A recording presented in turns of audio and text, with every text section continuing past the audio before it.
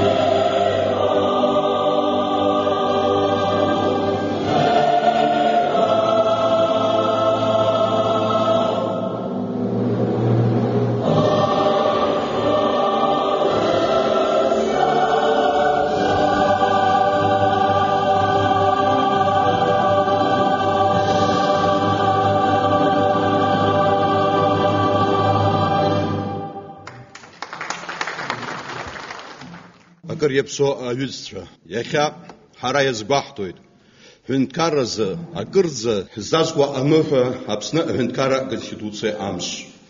Иаацқьаны, ҩажәа-шықәса раԥхьа, ноиабр ижәифба рзы, зқьи-шәи, ԥшьыни-жәижәи шықәсазы, Аԥсны Аҳәынҭқарра иреиҳаӡоу асовет напхгара азҭоз, иахьатәи аԥсуа ҳәынҭқарра ашьаҭаркаҩ Владислав Арӡынба ҳтәыла азакәан хада идикылеит. Иара убри аҽны Владислав Арӡынба далхын Аԥсны Аҳәынҭқарра актәи ахадас.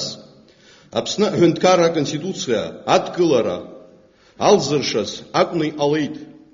Аиажәатәи ашәышықәса зегьы иааиԥмырҟьаӡакәан злахьынҵа аӡбара иазықәԥоз аԥсуа жәлар рмилаҭ хақәиҭратә қәара, зқьи-шәи, ԥшьыни-жәижәи башықәса алагамҭазы зполитикатә зинқәа рышьақәырӷәӷәаразы иқәгылаз аԥсуа жәлар кыртәыла аибашьратә агрессиа рҿагылеит. Зқьи-шәи, ԥшьыни-жәижәаҩа, ԥшьыни-жәижәаха шықәсқәа раантәи Аԥсны жәлар рџьынџьтәылатәи еибашьра ҳәынҭқарра аҭоурых аҿы зегь реиҳа иуадаҩыз аамҭоуп. Убасҟан ҳажәлар агәаҟрагьы рбеит, аха афырхаҵара иашагьы аадырԥшит. Иҭахеит, иӡит, аха доуҳала иӷәӷәахеит. Иара убас ҳажәлар рфырхаҵарала иӡрыжәхеит абри аибашьраҿы иаҳгаз аиааира, убри инадкыланы еиҭашьақәҳаргылаз Аԥсны Аҳәынҭқарра. Аибашьра анеилга анаҩс, шықәсык ашьҭахь иҳадаҳкылаз Аԥсны Аҳәынҭқарра Конституциа аԥсуа жәлар рмилаҭ хақәиҭратә қәара иаиууаз алҵшәа шьақәзырӷәӷәаз акәны иҟалеит. Уи Аԥсны аҭоурых иҿыцу даҟьан, избан акәзар, убри алагьы хьаҳәа-ԥаҳәарада зхы иақәиҭу ихьыԥшым аҿиара амҩа ҳанылеит. Октиабр хԥа рзы, зқьи-шәи, ԥшьыни-жәи зеиԥшықәсазы Аԥсны Аҳәынҭқарра Конституциа жәлар зегьтәи ареферендум аҟны Аԥсны жәлар зегьы азыразхеит.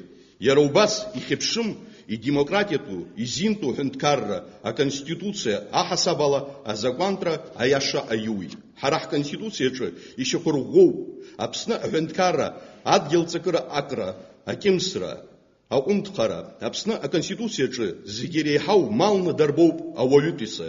Иара убас иарбоуп уи азинқәеи ахақәиҭреи. Иара иалнаршеит иахьатәи аԥсуа ҳәынҭқарра зинла аиҿкаара, ашьақәыргылара. Уважаемые коллеги, за истекшие 20 лет с момента принятия Конституции произошло событие исторического масштаба. Республика Абхазия была официально признана Российской Федерацией и рядом других стран Абхазия, основываясь на своей конституции и договоре о дружбе и сотрудничестве 2008 года, начала развивать межгосударственные отношения с Российской Федерацией. 24 ноября этого года я поставил подпись под договором между Республикой Абхазия и Российской Федерацией о союзничестве и стратегическом партнерстве. Этот договор в полной мере отвечает нашим общим представлениям о развитии российско-абхазского сотрудничества, взаимным международным обязательствам сторон и текущим реалиям. В подписанном документе отражены текущие и перспективные параметры отношений союзничества и стратегического партнерства между двумя равноправными суверенными государствами – Республикой Абхазия и Российской Федерацией. Абхазия развивается и будет развиваться как суверенное и независимое государство в полном соответствии с волей нашего народа. Уважаемые коллеги, Конституции Республики Абхазия исполнилось 20 лет. Это немалый срок. За это время менялась страна, менялось наше общество. Поэтому, когда мы говорим о Конституции, мы думаем не только о прошлом и настоящем, но и о будущем. Конституция, как правовой и идеологический документ, полностью способна реализовывать свой ценностный потенциал лишь тогда, когда обеспечивает регулирование общественных отношений адекватно потребностям социального развития, когда она соответствует запросам времени. Конституция, как фундаментальный документ, должна способствовать позитивным процессам трансформации общества. В ходе предвыборной кампании мною и членами нашей команды озвучивались идеи о необходимости реформирования основного закона, в частности, путем перераспределения конституционных полномочий между ветвями власти для выработки более сбалансированной модели системы правления. Мы будем твердо следовать своим обязательствам.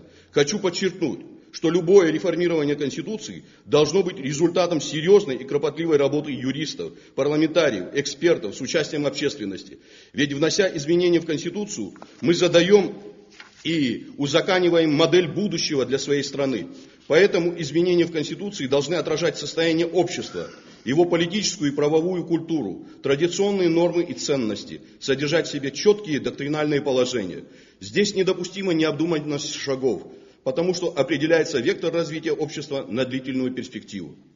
Работа по внесению изменений в Конституцию начата уже давно. Согласно последним конституционным преобразованиям в Абхазии был учрежден Конституционный суд, а также внесены изменения в главу 7, предусматривающие, в частности, невозможность внесения изменений и поправок, предполагающих ликвидацию независимости и нарушение территориальной целостности Республики Абхазия.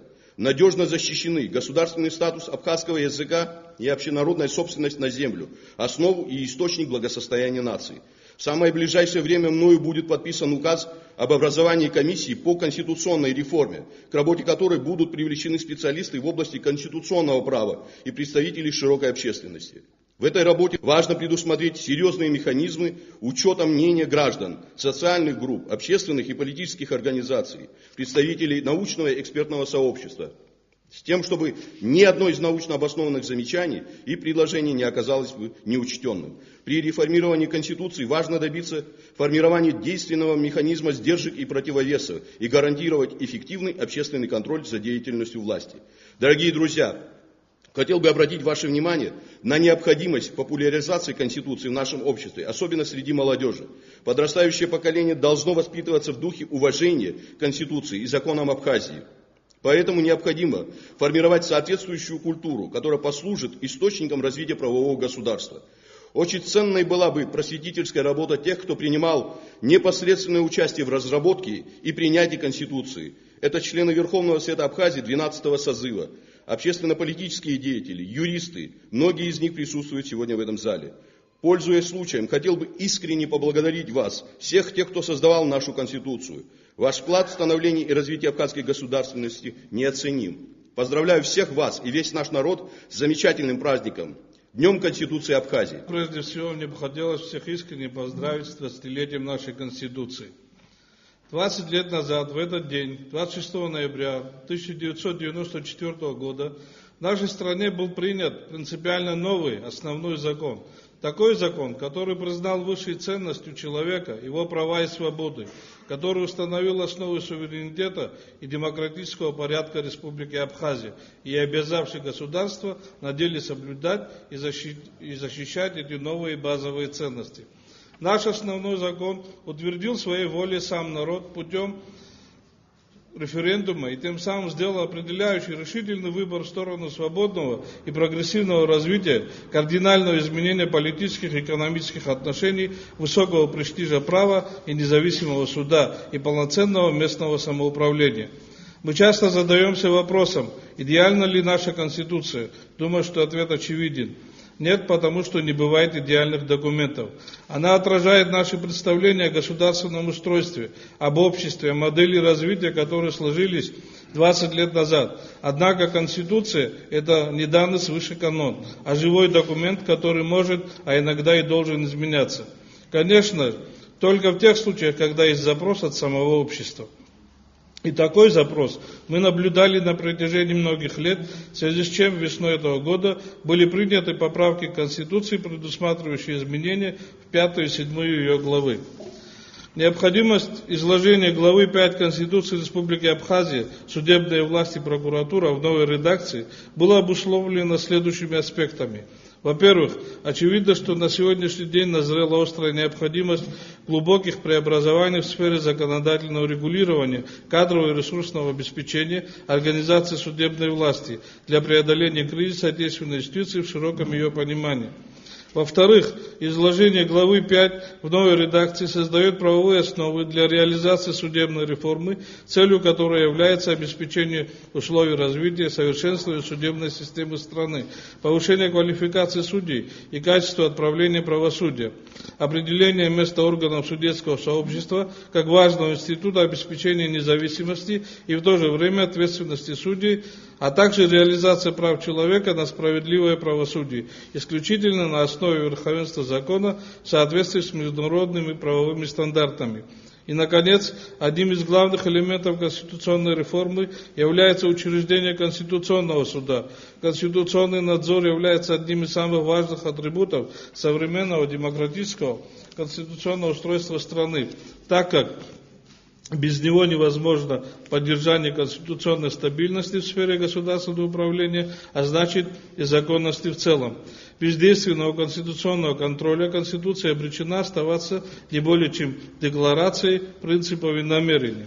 В соответствии с принятыми поправками увеличены сроки исполнения полномочий судей для судей судов общей юрисдикции арбитражного суда 10 лет, для Конституционного суда 15 лет, без права переизбрания на новый срок.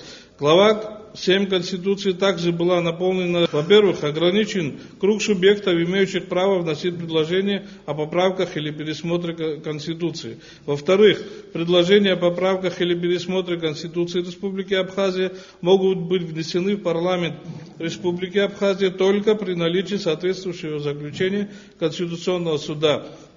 И самое, на мой взгляд, главное новшество – это наличие защитного механизма, гарантирующего стабильность основных конституционных положений. Так, Конституция Республики Абхазия не может быть изменена или пересмотрена, если поправки или пересмотр Конституции предусматривают упразднение или ограничение прав и свобод человека и гражданина, ликвидацию независимости или нарушение территориальной целостности Республики Абхазия, направлены против принципа разделения ветвей, разделения властей или на изменение статуса государственного языка Республики Абхазия. Однако мы понимаем, что тех изменений, о которых шла речь выше, недостаточно. В связи с этим в парламенте была создана рабочая группа по реформированию Конституции, которая включает в себя работу над 3 и 4 главами Конституции, закрепляющими основополагающий принцип правового государства, принцип разделения властей. Вам известно, что в республике сегодня действуют 3 ветви власти – законодательная, исполнительная и судебная. Конституция гарантирует их независимость, однако в правоприменительной практике данный принцип навсегда находит свое отражение. Концептуальные предложения по изменению действующей Конституции ориентированы прежде всего на совершенствование организации публичной власти. Здесь одной из главных задач остается четкое разграничение полномочий и ответственности между исполнительной и законодательными ветвями власти. Насущная проблема, над которой также в настоящий момент ведется работа в парламенте. Еще один вопрос, на котором я бы хотел оставить ваше внимание, это организация общественного контроля за деятельностью органов власти. Важным шагом в этом направлении стало создание общественной контрольной палаты. Однако задача обеспечения открытости и прозрачности власти по-прежнему актуальна. Сегодня нужно, конечно, внедрять и современные технологий информационно-коммуникационные, которые обеспечивают доступность для граждан государственных услуг. И что немаловажно, они создают дополнительные возможности для противодействия коррупции. Говоря о вопросе противодействия коррупции, следует также отметить, что парламент и был разработан законопроект о государственной службе, за принятием которого должно последовать принятие антикоррупционного законодательства, задачей которой является сведение к минимуму коррупциогенного фактора, имеющего место, как вам известно, в нашем государстве. Ну и, наконец, хотел бы напомнить о колоссальном значении Конституции для определения правового нигилизма, преодоление правового нигилизма, имеющего, к сожалению, место в нашем обществе. Ее нормы и ценности должны быть известны и понятны каждому. В нашей стране работа по ее разъяснению должна быть постоянной и системно организованной. Уважаемые коллеги, когда мы говорим о Конституции, мы, конечно, думаем о будущем. Мы обязаны сделать все, чтобы Конституция работала и в нашем обществе и государстве. И государство никогда не нашло отражения расхожее в обществе мнение о том, что Конституция всегда гарантирует человеку то, чего не может обеспечить государство. 15 лет назад, 3 октября 1999 года, впервые в истории государственности путем всенародного референдума сам народ с осознанием высокой ответственности перед прошлыми, настоящими и будущими поколениями одобрил в качестве высшего закона страны Конституцию независимого абхазского государства, принятой 26 ноября 1994 года на сессии Верховного Совета Республики Абхазия 12-го созыва. Это судьбоносный документ, отразивший волю и решимость народа, определил дальнейшие пути развития прогресса и совершенствования нашего общества. Все достижения нашей Родины за 20 лет – это конкретный результат действий Конституции и принятого на ее базе законодательства. В основном в законе четким юридическим языком изложены общие ценности, понятные и близкие гражданам многонациональной Абхазии.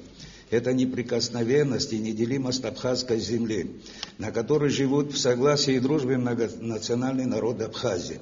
Это жесткий запрет на дискриминацию граждан по мотивам пола, национальности, языка, религии и иным признакам.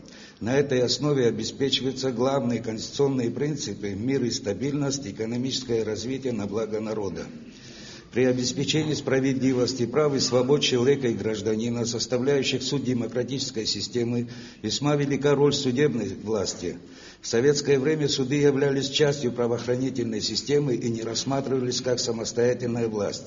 Понятие «судебная власть» тогда не существовало, как и самого принципа разделения властей. Господствовало представление о единстве системы правоохранительных органов, в которой суд являлся лишь последним звеном и никак не мог противоречить целям, идеям, задачам и деятельности других правоохранительных органов. Компетенция судов была такой узкой, что о судебной власти невозможно было говорить вообще. Правовую основу для последовательной организации судебной власти в соответствии с принципами демократии и международными нормами заложила Конституция Республики Абхазия. Впервые в Конституции 1994 года появилась глава, посвященная судебной власти. Ключевым был вопрос о статусе судьи. Судья наделялся статусом несменяемости. К сожалению, институт неприкосновенности судей серьезно ослаблен референдумом 1999 года. По результатам референдума принцип несменяемости был исключен из Конституции Республики Абхазия. Буквально до недавнего времени, в соответствии с законом Республики Абхазия о статусе судей, судья избирался сроком на 5 лет, однако, благодаря осознанию неэффективности и вредности ограничений срока полномочий судьи, парламент страны в текущем году внес изменения в главу 5 Конституции Республики Абхазия. Теперь судьи избираются сроком на 10 лет, и тем самым усилен институт неприкосновенности судей при реализации конституционных гарантий обеспечения судебной защиты прав и свобод наших граждан. С принятием Конституции Республики Абхазия положено начало судебно-правовой реформе. Реформы судебной сферы за 20 лет независимости были направлены на достижение одной цели – сделать правосудие доступным, более объективным, оперативным, и предусматривали мероприятия по изменению судоустройства и судопроизводства, укреплению правового статуса судей, состязательности, расширению возможностей для участников процесса. Несмотря на всю важность принятых законодательных актов в послевоенное время, правовая база, которая обеспечивала бы в полной мере отправление правосудия, все еще не создана. Ныне действующий закон о судоустройстве, являющийся базовым для судебной системы, безнадежно устарел. Он действует почти свыше 30 лет, и несмотря на те изменения, которые в него вносились, этот закон не отвечает сегодняшним реалиям. Уже и страна другая, и законодательство другое. И, конечно, система судопроизводства в судах общей юрисдикции требует принятия нового единого законодательного акта, который бы устанавливал систему организации самих судов в соответствии с требованием времени. Такая модернизация давно назрела. В настоящее время в парламенте страны находится подготовленный пакет законопроектов, направленных на преодоление существующих проблем деятельности судов общей юрисдикции. Однако реформирование судебной системы на практике оказалось сложным делом, зависящим от социально-экономического состояния государства. Разумеется, сегодняшняя деятельность судебной системы не свободна от сопутствующих проблем, в числе которых и недостаточное материальное обеспечение, низкие заработные платы сотрудников, отсутствие правового механизма защиты судей, неэффективное исполнение судебных решений. Судебная реформа, если она будет подкреплена соответствующей правовой и материальной базой, судебные органы будут способны внести существенный вклад в решение давно назревших проблем. Еще одним важным фактором становления подлинно независимой судебной власти, способной обеспечить судебную защиту прав, свобод и законных интересов гражданина и человека, является предстоящее создание Конституционного суда, правовые основы которого в текущем году нашли закрепление в Конституции Республики Абхазия. Историческая роль предстоящих преобразований заключается не только в совершенствовании процедуры отправления правосудия, но прежде всего в их значении для становления политической, экономической и социальных сфер, формирования рыночных отношений, либерализации взаимоотношений общества и власти, повышения уровня законности, расширения правового статуса личности, изменения общественного сознания. В дни юбилея принято перечислять успехи и достижения. Они, я убежден, за 20 прошедших лет у судебной системы были. Главное из них – это последовательная защита социально-экономических прав граждан, внесшая свой вклад в сохранение социальной стабильности в этот непростой для нашей страны послевоенный период. В завершение хочу поздравить с государственным праздником, Днем Конституции, граждан страны и всех присутствующих, в особенности тех, кому посчастливилось иметь отношение к выработке и принятию основного закона Конституции Республики Абхазия. Отмечаемое нами сегодня 20-летие Конституции – это хороший повод для осмысления оценки того пути, который мы прошли за это время. Оглянуться на пройденное тем более важно, поскольку оно насыщено событиями исторической значимости, и можно извлечь из него немало полезных уроков.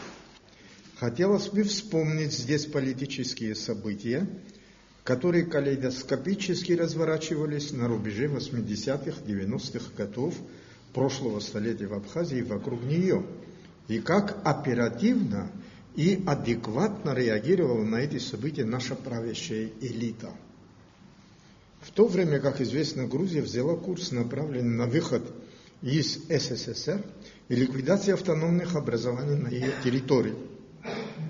С 1989 по 1991 год Верховным Советом ГССР были денонсированы все правовые законодательные акты, принятые и действовавшие в период с 1921 по 1991 годы.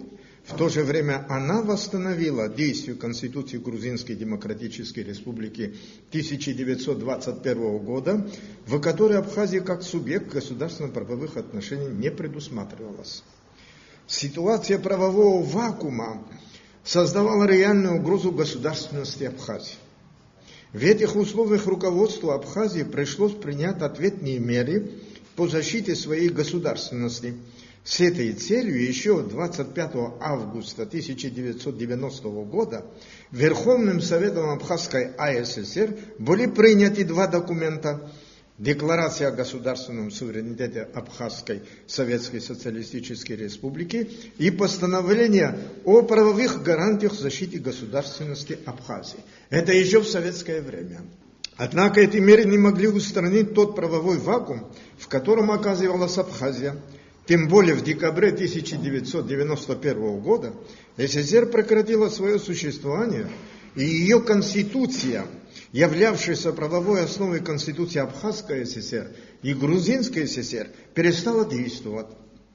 В этих условиях, в условиях стремительно нараставшегося военно-политического противостояния между Грузией и Абхазией, нам удалось организовать выборы и сформировать Верховный Совет Республики Абхазия. Верховный Совет Республики Абхазия по существу был тогда единственным органом, осуществлявшим власть в республике, не имея при этом полноценной правовой основы. Естественно, такая практика долго продолжаться не могла. Чтобы вернуть жизнь абхазского общества в правовое русло, 23 июля 1992 года Верховный Совет Республики Абхазия восстановил действие Конституции СССР Абхазии 25 года, которым мы придерживались накануне и во время войны. Но и она не отвечала новым реалиям. Приходилось искать выход из острого политико-правового кризиса. После поражения Грузии в войне начался переговорный процесс. 4 апреля 1994 года в городе Москве в присутствии генерального секретаря ООН Бутраса Гали и других официальных лиц стран Запада и России было принято сторонами конфликта под названием «Заявление о мерах по полномасштабному урегулированию грузино-абхазского конфликта». Заявление констатировало сложившиеся на том этапе развития конфликта политико-правовые реалии. В частности, в нем отмечалось, между Грузией и Абхазией нет государственно-правовых отношений. Восстановление их мыслилось в этом документе как через создание общего государства, так и путем формирования каждой стороной конфликта своего национального государства. Из заявления явствовало, что для урегулирования конфликта международное сообщество большего сделать не может. Мяч, как говорится, оказался на поле конфликтующих сторон, тем более, что игра продолжалась. В этой игре Грузия по-прежнему пыталась добиться своей цели силовым путем, а Абхазия – политическим. Продолжить эту игру мы могли лишь определившись, либо мы с Грузией строим общее государство, либо же начинаем формировать свое собственное государство. Выбор последнего варианта означал для нас противопоставить себя всему международному сообществу, которое в то время, включая и Россию, поддерживало Грузию. Верховный Совет Республики Абхазия пришлось тогда решать поистине судьбоносную задачу. Либо мы принимаем новую конституцию, либо же перестаем существовать как нация. Именно в таком политическом контексте 26 ноября 1994 года была принята Конституция, в которой Абхазия провозглашена как суверенное демократическое правовое государство. Эта Конституция отвечает общепринятым правовым нормам, по которым живет сегодня цивилизованный мир. Но, разумеется, на ней сказались и не могли не сказаться политические обстоятельства времени и места. Нам пришлось тогда согласиться с тем, чтобы наделить высшее должностное лицо большими полномочиями, чем другие ветви власти, что диктовалось, повторяюсь, ситуацией. При этом парламент не остался безликим. Порой он принимал решения вопреки воле и желанию президента. Как сложилась при судьбе Абхазии, если нерешительная позиция парламента, которую он занял, скажем, в 1995 году в связи с небезызвестным протоколом. Но и у президента хватило мужества считаться с государственной позицией парламента. Тогда, накануне во время войны, в деятельности Верховного Совета превалировали государственные интересы, а не частные или узкокорпоративные, что явилось одним из факторов победы в войне. Но с изменением ситуации как внутри страны, так и вокруг нее, перегрузка президента начала давать о себе знать. В поствоенных условиях Конституция оказалась менее эффективной, вследствие чего в обществе стало накапливаться много нерешенных проблем. Особенно это стало заметным после признания суверенности Абхазии России и рядом других стран. Все острее становилась необходимость внесения изменений в Конституцию, адекватных текущим ожидаемым реалиям и реформирования на их основе системы власти и управления с целью повышения ее эффективности. Они остаются и сегодня задачей первостепенной важности, задачей, о которой говорится так много, но делается недопустимо мало. Хотя следует заметить, при всей важности этой задачи ее решение не панацея. Судьбу страны в конечном итоге решает не Конституция, а люди, которые ею правят страной. Даже самая совершенная Конституция сама по себе не может решить накопившихся сегодня в нашем обществе проблем. Решить их могут, повторяю, люди, профессионально компетентные в государственных делах и готовые преданно и бескорыстно служить общим интересам страны. Коль скоро это так, и всерьез собираемся строить государство, то следует нам целенаправленно готовить таких людей через определенные политические и гражданские институты, создавать условия и механизмы, позволяющие им прийти к власти и эффективно управлять страной. Разумеется, из такого небольшого экскурса событий, пережитых нами за последние десятилетия, рискованно делать какие-то далеко идущие выводы и умозаключения. Но одно все же напрашивается. Если мы и дальше продолжим мыслить и действовать по инерции стихии, наметившей в послевоенное лихолетие, построить эффективно функционирующее государство будет нам трудно. Вообще мы можем растерять и те исторические завоевания, которые так часто декларируем. Понять эту перспективу, в кавычках, следует нам всем, и особенно тем, кто сегодня во власти. Разрешите мне поздравить вас с 20-летием нашей Конституции. Невозможно переоценить значение нашей Конституции в истории нашего народа. Конституция 1994 года закрепила за собой те победы, которые были достигнуты национально-освободительным движением нашего народа, конечно же, и той войной, которая большой раной осталась в сердцах всего нашего народа по сегодняшний день. Это война абхазского народа 92-93 годов. Мне посчастливилось, как и многим, наверное, из вас, 20 лет, ровно 20 лет тому назад в этом зале присутствовать на заседании Верховного Совета, когда принималась эта Конституция. Конституция, которая закрепила, что наша страна является суверенным, правовым, демократическим государством. Как было сказано на референдуме в октябре 1999 года, весь наш народ подтвердил, что действительно наша страна является таковым. Говоря о Конституции, мы не можем сказать о том, что вот те принципы закрепленные, что она правовая демократическая страна, сиюминутно с принятием этой Конституции воплотились в жизнь. Это достаточно тяжелый, трудный путь, по которому мы идем и сегодня. Конституция закрепила народовластие как основу государственной власти в нашей стране, признание высшей ценностью человека и гражданина его прав и свобод, выборность органов государственной власти, в том числе органов местного самоуправления. Конституция стала не просто декларацией, но юридически оформленным документом, который позволил строительство нового абхазского государства. Основные цели нашей Конституции – это, конечно же, приоритет ценностей человека и гражданина, экономическое всеобщее благосостояние, основанное на развитии соответствующих институтов рыночного и государственного регулирования. Социальное государство – это обязанность построить такую систему распределения общественного богатства, которая обеспечит достойное существование каждого гражданина, отсутствие резкой разницы между богатым и бедным слоем, то есть средняя прослойка. И, конечно же, обязанность государства обеспечивать социально незащищенные группы населения.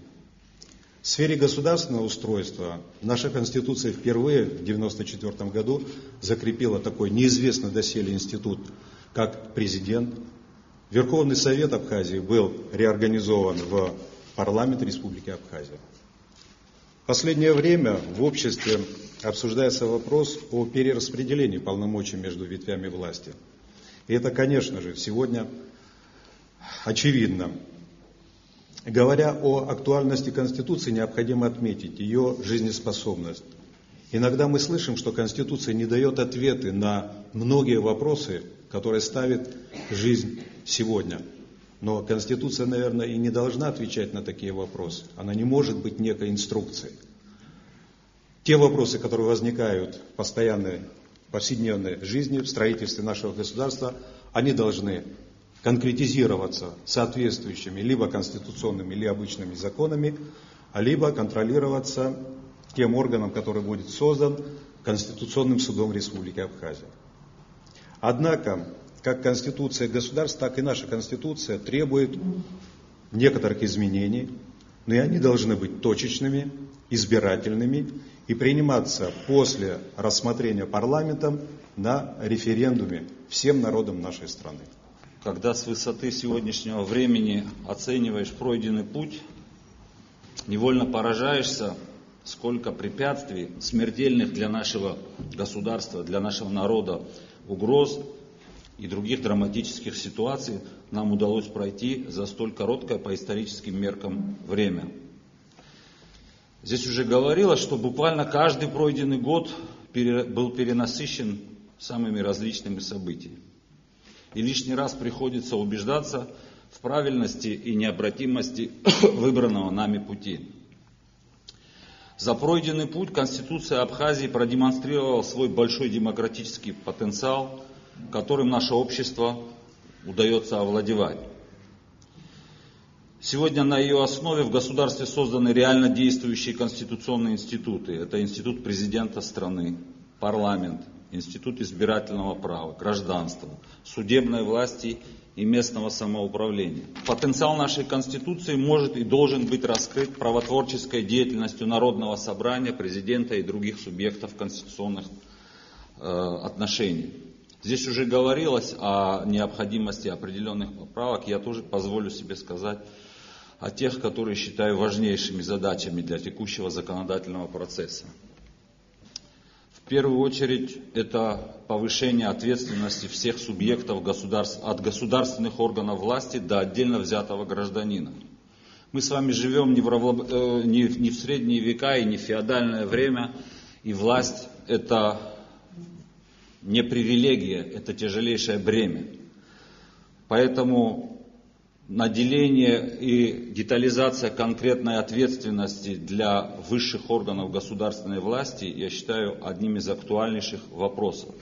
В этой связи мне представляется, что парламенту в ближайшее время следует принять конституционный закон, в котором тщательно детализировать процедуры, связанные с прекращением деятельности президента. Речь идет о ситуации, с которой мы столкнулись в этом году. Из 4 оснований прекращения деятельности президента 2 требуют детализации, скрупулезной детализации и принятия конституционного закона. С другой стороны, Народное собрание является высшим представительным органом, законодательным органом страны. Сегодня ни по Конституции, ни каким-либо законом вообще не обладает никакой ответственностью. Я считаю, что этот вопрос тоже должен быть решен. Должна быть предусмотрена такая ответственность Народного собрания, как роспуск. И думаю, что в принципе можно заложить и имеющаяся такая в некоторых государствах практика, как добровольный роспуск парламента. Нам скорейшим образом следует вносить изменения в избирательное законодательство страны, об этом уже говорилось, наполнять реальным содержанием деятельность органов местного самоуправления и других институтов государства.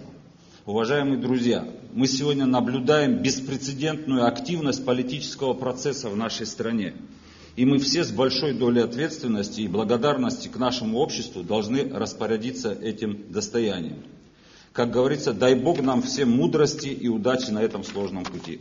Вот в этом зале как раз происходило это действие 20 лет назад, когда была принята Конституция, и одновременно был избран президент, первый президент Абхазии. с тех пор законодательный наш орган вот стал называться не Верховным Советом Абхазии, а парламентом, народным собранием. И вот в таком сегодня составе, где присутствуют некоторые, не все, далеко не все люди, которые тогда участвовали в этом действии, мы вот сегодня отмечаем 20-летие этого знаменательного события. Конституция – это символ нашей независимости, символ нашей государственности. Ну, разные отношения, может быть, конечно, к таким вещам, как, например, Деголь говорил, президент Пятой Республики Французской, что Конституция – это бумажка, у нас их было 5 штук. Для нас это имеет все-таки особое значение, потому что все эти символы, такие как флаг, герб, гимн, Конституция, все они принимались в такой тяжелой, сложной борьбе, при огромном сопротивлении, машины мощной. Метрополия против этого наша стояла, которая в Тбилиси тогда была. Здесь местное население. Я помню, как принимали первым из этих символов флаг. Какая была попытка все-таки вот не допустить вот этого флага, потому что это грузинской части не нравилась, такая символика. Но тем не менее мы преодолели. А еще раньше помню, когда декларацию о суверенитете принимали, тогда еще в советское время, когда был большой состав Верховного Совета, в котором участвовали грузинские депутаты, каждый голос имел значение. Мы послали машину ночью в Краснодар, привезли оттуда женщину-депутата, которая поехала на свадьбу своего сына. Мы не дали на свадьбе ей там присутствовать, привезли ее сюда, потому что каждый голос народного артиста Абхазии чуть ли не на носилках принесли на это собрание и с таким минимальным перевесом голосов приняли эту декларацию о суверенитете. А какое значение эти символы имели, мы видели во время войны. Этот флаг для наших бойцов каким символом был, что готовы были на смерть идти с этим флагом. Все это вот скрепленное кровью, вот этой борьбой, вся эта символика, она, конечно, для нас особое значение имеет. После войны, когда вопрос стоял о принятии Конституции, тогда было 2 варианта, подготовленных известными людьми. Один подготовил Тарас Шамба, другой Инал Казан, если вы помните. Потом была создана комиссия Владиславом Григорьевичем, в которую входили Анри Джергения, Зура Бачба, не помню кто еще. И они вот имеющиеся материалы переработали и создали этот документ. Конечно, это не догма. Конституция – это вообще живой такой материал, который должен преобразовываться вместе с преобразованием, которое происходит в государстве. И это будет, наверное, всегда. Но главное и незыблемый пункт этой Конституции касается нашей независимости. Однозначно, что это те национальные наши интересы, которые никогда не должны подвергаться никакому сомнению. Мы, конечно, можем гордиться тем, что за эти годы на самом деле создали демократическое государство. При всех проблемах, которые существуют у нас в результате того, что вот мы строим молодое государство, впервые делаем это. А это самый сложный процесс построения независимого государства. И, конечно, здесь много ошибок может совершаться, и они есть, и были, и еще, наверное, будут. Но главные все-таки принципы, демократичность нашего государства, они все-таки остаются для нас очень важными. И мы видим, что вот в результате этих процессов меняется власть. На смену одним приходят другие. Оппозиция приходит к власти уже не один раз, это было в нашей современной истории. Это признаки как раз нашей демократии. А вот процессы, которые происходят в последнее время, связанные с вот документом, который был подписан позавчера, это ведь тоже, насколько демократичная процедура была. Вот никогда не принято вообще в дипломатии, чтобы документ, до того, как он еще работа над ним не завершена, и он не передан, значит, в парламент, чтобы его обсуждали. Мы же, власти, я имею в виду, сегодня такой важный документ для народа сделал достоянием обсуждения общественности. Да, были и остаются недовольны.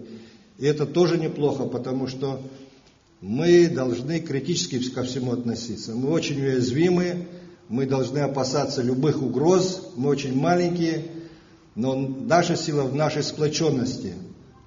Когда мы вместе, мы непобедимы, это показала война, это показала вся борьба, несмотря, даже политическая борьба, которая была перед войной, когда большинство населения было против нас. Мы одерживали победы даже в этом зале, где заседание парламента проходило. Тогда вот как раз здесь вспоминали о том, что мы перешли к Конституции 25 года. Мы перешли к ней, потому что у нас не было конституционного большинства, чтобы принять новую Конституцию. И тогда вот был придуман такой хитрый ход, переход к той Конституции 25 года. Я считаю, что мы все-таки идем уверенно по тому пути, который был намечен и первым нашим президентом, и нашим народом. И у нас есть успехи. И сегодня, когда мы еще большую поддержку увидим со стороны нашего стратегического союзника, у нас есть больше уверенности в нашем завтрашнем дне. Я желаю всем успехов, процветания нашего государства.